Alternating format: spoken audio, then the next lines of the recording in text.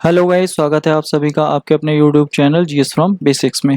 और आज हम लेके आए हैं डेली करंट अफेयर 22 जुलाई 2022 के सभी इंपॉर्टेंट क्वेश्चंस। साथ ही हम बात करेंगे इनके इंपॉर्टेंट फैक्ट्स के बारे में भी।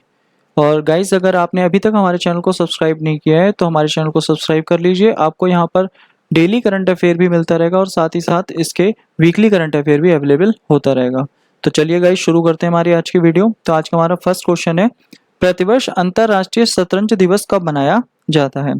तो अंतर्राष्ट्रीय शतरंज दिवस 20 जुलाई को मनाया जाता है, यानी ऑप्शन बी इसका हमारा राइट आंसर है। अब 20 जुलाई को मनाया जाता है तो इसकी शुरुआत कब से हुई है? तो इसकी 20 जुलाई की अगर बात आती है तो 20 जुलाई अगर देखा जाए इसको मनाया जाता है और इसकी शुरुआत हुई थी 1966 से। और इस बार अगर बात आती है तो इस बार इसकी 98 अगर बात आती है हमारी वर्षगांठ देखने को मिलती है, क्योंकि इसकी शुरुआत 1924 से में हुई थी।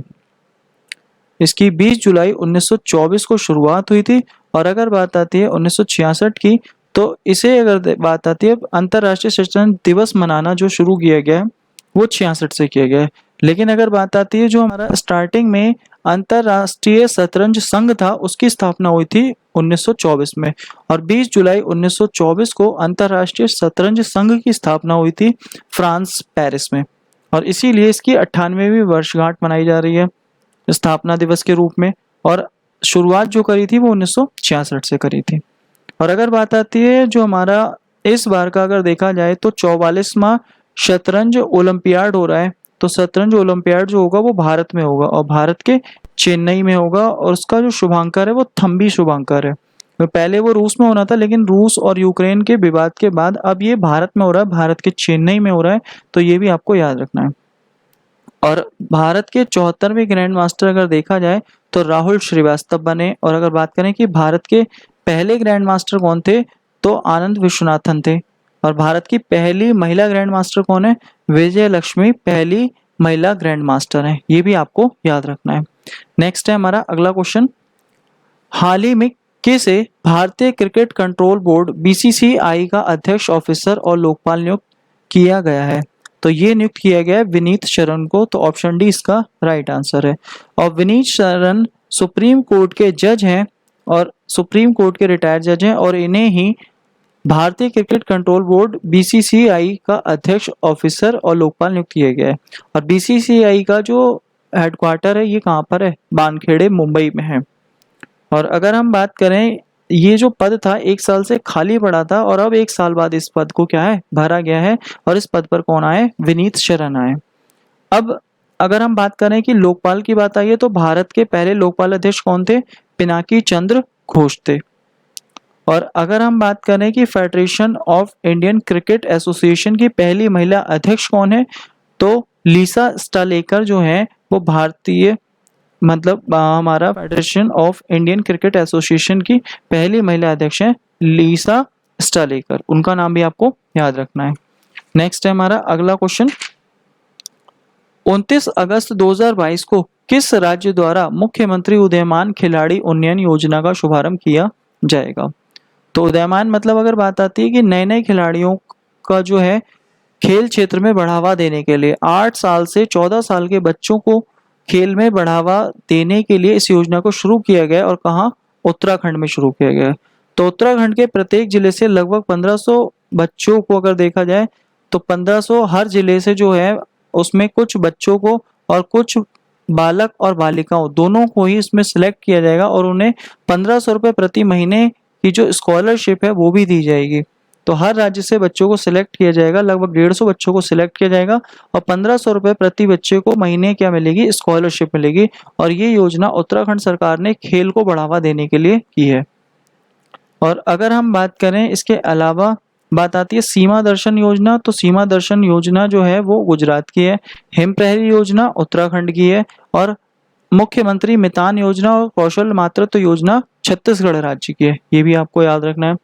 नेक्स्ट है, हाल ही में किसे अंतरराष्ट्रीय टेनिस ऑफ फेम में शामिल किया गया है? तो लेटन हैविट को अंतरराष्ट्रीय टेनिस हॉल ऑफ फेम में शामिल किया गया है। अब इन्हें ये अवार्ड 2021 में मिलता, लेकिन 2021 में कोरोना के चक्कर में, कोविड-19 के चक्कर में इन्हें ये अवार्ड नहीं मिला। तो इसी वजह से 2022 में इन्हें ये सम्मान दिया गया है और ये अकेले व्यक्ति हैं जिन्हें 2022 में हॉल ऑफ फेम का सम्मान मिला है। और ये ऑस्ट्रेलिया के रहने वाले हैं, लेटन हैविड, और ये 2 बार इन्होंने ग्रैंड स्लैम भी जीता है और ये रैंकिंग में नंबर 1 खिलाड़ी भी रह चुके हैं। तो टेनिस का हमारा क्वेश्चन बनता है, तो टेनिस के अभी हमारे इंपॉर्टेंट क्वेश्चन अगर देखें तो ऑस्ट्रेलियन ओपन हुआ था, तो ऑस्ट्रेलियन ओपन में मेल अगर देखा जाए तो मेल कैटेगरी किसकी थी, राफेल नडाल जीते थे। और अगर बात आती है फीमेल में, तो फीमेल में एशले बार्टी जीती थी। और इसके बाद में हुआ था फ्रेंच ओपन, और फ्रेंच ओपन में अगर बात आती है तो राफेल नडाल फ्रेंच ओपन में भी जीते थे। और अगर महिला में बात आती है तो ईगा स्वियाटेक की बात आती है। और इसके बाद में हुआ है विंबलडन, तो विंबलडन में अगर बात आती है यहाँ पर जीते थे नोवाक जोकोविक, और महिला में जीती थी रीवा कीना। तो रीवा कीना जो पहली एशियाई महिलाएं थी कजाकिस्तान की, तो इनका नाम भी इम्पोर्टेंट है। तो ये तीनों हमारे ऑस्ट्रेलियन, फ्रेंच और विंबलडन तीनों ओपन हमारे इम्पोर्टेंट है, तो ये भी आपको याद रखने हैं। नेक्स्ट है अगला क्वेश्चन, जुलाई 2022 में आर्टिफिशियल इंटेलिजेंस संचालित देश के पहले डिजिटल लोक अदालत का शुभारंभ कहाँ किया गया है? तो इसका शुभारंभ राजस्थान के जयपुर में किया गया है। तो यहाँ आर्टिफिशियल इंटेलिजेंस के तहत पहली डिजिटल लोक अदालत बनी है। अब ये तो बनी हमारी जयपुर राजस्थान में। और अगर बात आती है, अगर देखा जाए तो इसका जो शुभारंभ किया है वो यूयू ललित ने किया है। और यूयू जो ललित हैं ये नालसा के अध्यक्ष हैं। और नालसा अगर देखा जाए तो नालसा क्या है, नालसा के अध्यक्ष, तो ये इम्पोर्टेंट है नालसा। नालसा हमारा जो है national legal service authority, national legal service authority यानी कि राष्ट्रीय विधिक संघ प्राधिकरण, तो विधिक सेवा प्राधिकरण, तो जो है ये हमारा राष्ट्रीय विधिक सेवा प्राधिकरण है। तो इसका मेन काम क्या है, जो हमारा फ्री कानूनी सलाह है उसकी बात करता है ये, तो नालसा। और नालसा के अध्यक्ष जो है, हेड हैं यूयू ललित, उन्होंने ही आर्टिफिशियल इंटेलिजेंस संचालित देश की पहली डिजिटल लोक अदालत का शुभारंभ राजस्थान के जयपुर में किया है। अब इसके अलावा अगर बात आती है पहली ई लोक अदालत कहाँ है, तो बिलासपुर हाई कोर्ट। और अगर बात आती है पेपरलेस हाई कोर्ट कहाँ है, तो केरल हाई कोर्ट। और अगर बात आती है पहली पेपरलेस सरकार कहाँ है, तो यूएई संयुक्त अरब अमीरात में है। तो ये बात भी आपको ध्यान रखनी है। नेक्स्ट है हमारा अगला क्वेश्चन, जुलाई 2022 में आईएनएस सिंधु ध्वज को विशाखापट्टनम में डीकमीशन किया गया है, यह है। तो आईएनएस सिंधु ध्वज ये एक हमारा युद्धपोत है और इसे 1987 में शामिल किया गया था, और अब 2022 में इसे क्या कर दिया गया, डीकमीशन विशाखापट्टनम में किया गया है। ये किलो क्लास की पनडुब्बी थी जो हमने रशिया से ली थी, और इस पनडुब्बी को अगर देखा जाए टाइम इसका पूरा हो गया, 35 साल सेवा देने के बाद में इसे सेवा मुक्त कर दिया गया, यानी डीकमीशन कर दिया गया। कहाँ पर, विशाखापट्टनम में। और आईएनएस सिंधु ध्वज क्या था, एक युद्धपोत था। इसके अलावा अगर बात आती है, ये तो है हमारी किलो क्लास की पनडुब्बी, रशिया से ली है। और स्कॉर्पियन क्लास की पनडुब्बी हम फ्रांस से लेते हैं। जो किलो क्लास की पनडुब्बी अगर देखा जाए तो किलो क्लास की पनडुब्बी यानी जहाज था ये, तो ये हमने रशिया से लिया था। और अगर बात आती है स्कॉर्पियन क्लास के जो है वो फ्रांस से लिए जाते हैं। और अगर हम बात करें आईएनएस सतपुड़ा की, तो ये रिमपैक में भाग ले रहा है भारत की तरफ से। आईएनएस तलवार की अगर बात करें तो ऑपरेशन संकल्प में इसने भाग लिया था, तो ये भी इंपॉर्टेंट नाम है। नेक्स्ट अगला क्वेश्चन, हाल ही में कौन सा राज्य वाहन ट्रैकिंग शुरू करने वाला देश का पहला राज्य बन गया है, तो ये बन गया है हिमाचल प्रदेश। यहाँ पर इन्होंने हर गाड़ी के अंदर ट्रैकिंग की सुविधा शुरू की है, ताकि अगर मान लीजिए कोई एक्सीडेंट वगैरह हो जाता है तो उस कंडीशन में जो बात आती है, उस कंडीशन में अगर देखा जाए तो उस कंडीशन में एक इमरजेंसी मैसेज भेजा जाए और उस गाड़ी के बारे में पता लगाया जाए। और इसका मुख्य उद्देश्य तस्करी को रोकना भी है। तो ये कौन सा राज्य है, हिमाचल प्रदेश है।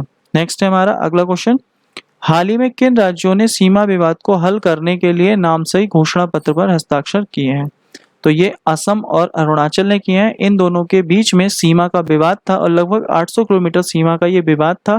इसके लिए दोनों राज्यों ने नामसाई घोषणा पत्र पर हस्ताक्षर किए हैं। लगभग 123 बस्तियों का ये विवाद था, और अब अगर देखा जाए तो केवल 86 बस्ती क्या रह गई हैं इसमें, हमारी 86 बस्तियों का विवाद निपट गया है। तो नामसाई घोषणा पत्र, इस पर किसने हस्ताक्षर किए, असम और अरुणाचल ने, अपने बीच का सीमा विवाद निपटाने के लिए। तो ये बात आपको ध्यान रखनी है। नेक्स्ट अगला क्वेश्चन, ग्रीष्मकालीन ओलंपिक 2028 को आयोजित किया जाएगा? तो ग्रीष्मकाल ओलंपिक 2028 कहाँ आयोजित होंगे? ये लॉस एंजलिस में आयोजित होंगे और ये कहाँ है? यूएसए अमेरिका में। इससे पहले भी 2 बार यहाँ पर आयोजित हो चुके हैं। और ओलंपिक्स की शुरुआत कब हुई थी? तो 1896 में हुई थी एथेंस में। इसके बाद अगर बात आती है 2020 में ओलंपिक हुए थे, तो 32वें ओलंपिक हुए थे टोक्यो में, ये भी आपको याद रखना है। इसके बाद फिर बात आती है 2024 में जो 33वें ओलंपिक हैं, ये कहाँ होंगे? ये पेरिस में होंगे। और इसके बाद बात आती है 34वें ओलंपिक 2028 में होंगे, ये कहाँ होंगे? लॉस एंजलिस में होंगे। तो ये आपको याद रखने हैं। तो 32 में हमारे टोक्यो में हुए थे 2020 में, 24 वाले हमारे पेरिस में होंगे 33वें नंबर के, और 2028 में 34वें नंबर के लॉस एंजलिस यूएसए में होंगे हमारे। नेक्स्ट है हमारा अगला क्वेश्चन, 10 जुलाई 2022 को श्रीलंका के नए राष्ट्रपति चुने गए हैं। तो नए राष्ट्रपति कौन चुने गए हैं? रनिल विक्रमसिंघे चुने गए हैं। तो ऑप्शन डी इसका हमारा राइट आंसर है, रनिल विक्रमसिंघे। तो ये थे हमारे आज के सभी इंपॉर्टेंट क्वेश्चन। साथ ही हमारा लास्ट वीडियो का सवाल, हाल ही में इंडिगो ने किसे गैर स्वतंत्र कार्यकारी निदेशक नियुक्त किया है? एस दामोदरन इसका राइट आंसर था।